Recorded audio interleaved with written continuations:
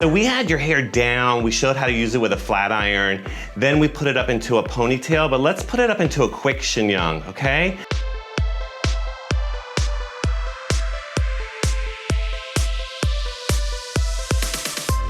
The thing that I'm gonna do is we're gonna take your perfect ponytail and we're gonna use something called matte definer.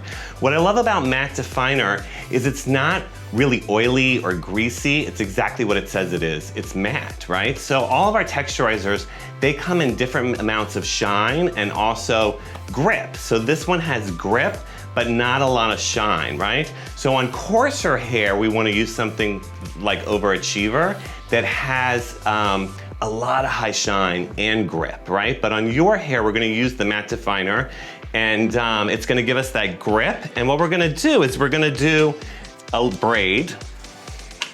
So we're gonna take a little bit of the matte definer. What I do is I like to keep it right here on the side of my hand, and then I'll take a little bit, and I'm gonna braid this hair, Sarah. So on a client, it really doesn't matter where they braid it, okay? They could braid it right here on the side of their head.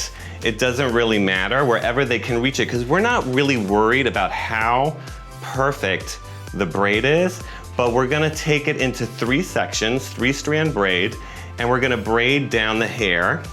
And every once in a while, I'm gonna take some of my matte definer and I'm gonna pull it through my hair just to keep out flyaways and to give that hair a little bit of texture and a little bit of grip.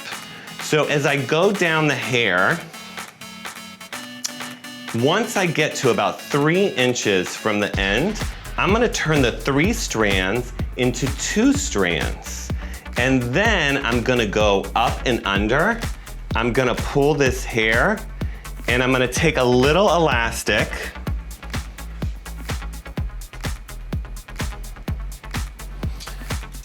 I'm gonna take a little clear elastic band and I'm gonna put it over my ends.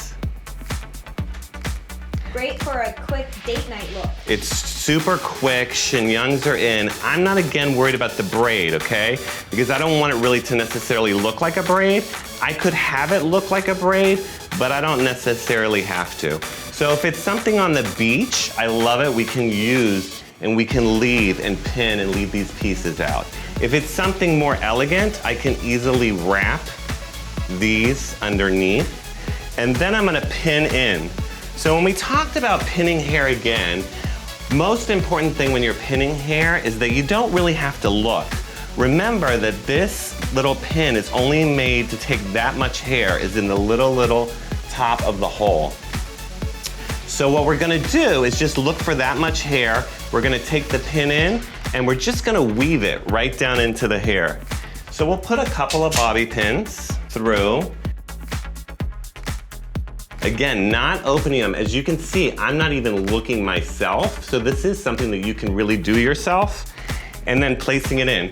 Once we get it really nice and taut, then we can take our braid, add a little bit more of our matte definer, and start just pulling it and kind of messing it up and making it a little bit more now. I love it when it's perfectly polished, but I also like things that are a little bit more editorial.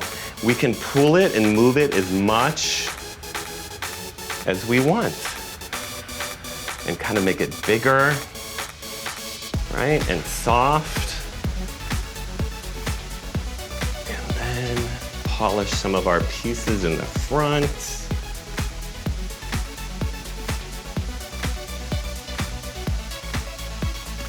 And there we have it, our perfect little fun chignon from our ponytails.